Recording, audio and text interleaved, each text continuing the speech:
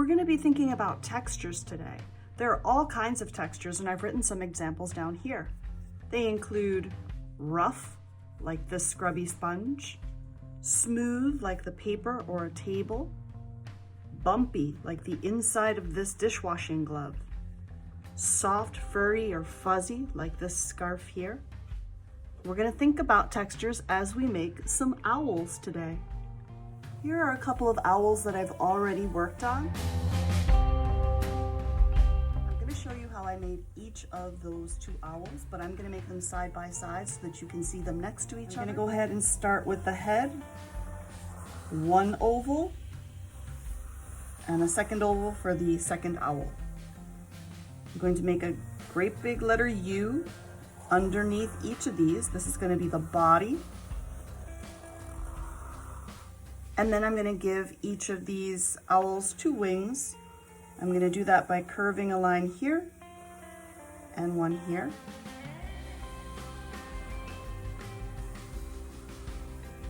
And then I'm ready to add faces. On this one, I'm going to make two circles for eyes. 1, 2. Then I'm going to go ahead and color in. If you want to leave a little white space in the middle to show the light reflecting in their eyes, you can. And on this one, I'm going to do things a little differently because this is going to look more like a great horned owl. This is going to look a little bit like it has horns. Make a letter V. And then close to the bottom of the V here, I'm going to add sort of a half circle, a semicircle. Okay, and you can color that in a little bit too. And now we're on to the beaks. Two triangles pointing down, one, and then I'm going to extend the line down here. And I've got my faces. Let's add some feet. 1 line, 2 lines, 1 line, 2 lines. Got my legs. And then 1, 2, 3 lines, 1, 2, 3 lines, 1, 2, 3 lines, and 1, 2, 3. We've got our feet. I'm going to have them sit on the same branch, so I'm going to make a line that goes across my paper like this, and a second line. So now I've got this branch here, and I can show a texture now on my branch and the bodies of my owls. I think for my branch, I'm going to make just some little lines to show that the branch is a little bit rough from the bark on it.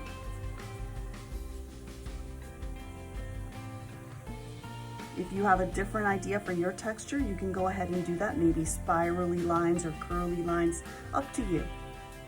On this owl, I think I'm going to use those V's I used earlier on my other examples. You can see how I used them. Just make a lot of V's. These are all the feathers on this owl's belly. And the more you add, the fluffier your owl will look, because it'll have more feathers. Okay. I think on the belly of this one, I'm going to make a line like this. I'm gonna make another one. I'm gonna keep making these. There's a bit of a pattern. Maybe I'll add an extra one up here. All right. If you want to use this kind of line for the feathers on the wings, you can too. Maybe for this one, I'll use some zigzag lines on the feathers for the wings.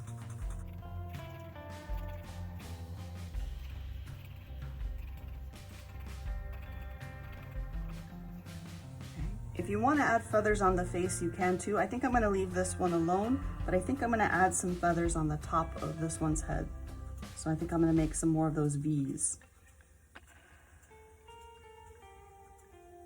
All right, so I've got my two owls finished. I've got a place for them to sit. They've got lots of textures on their bodies to show the feathers. And I think maybe I need to think about what I want to add behind them to show where they are. We can pretend this is a nighttime picture. I'm going to add a crescent. Crescent is that banana shape.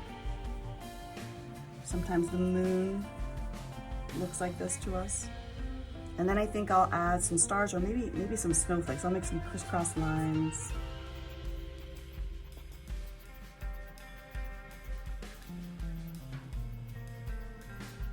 And maybe I'll add some circles in there too.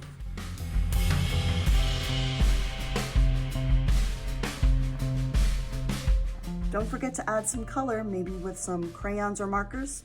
Enjoy!